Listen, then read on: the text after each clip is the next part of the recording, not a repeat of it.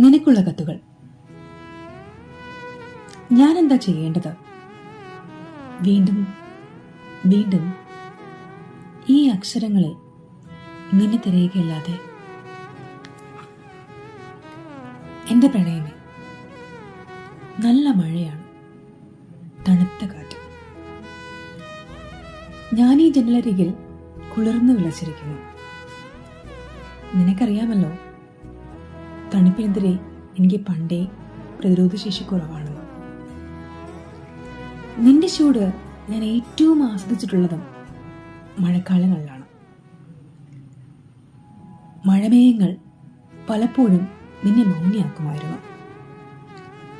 ഉത്സാഹം വെടിഞ്ഞ് നീ വീടിന്റെ അകത്തളങ്ങളിലോ എന്റെ നെഞ്ചിൻകൂട്ടിലോ ഒതുങ്ങിക്കൂടും. ഇരുണ്ട മേഘങ്ങൾ തുള്ളികളായി ചിതറാൻ തുടങ്ങിയാൽ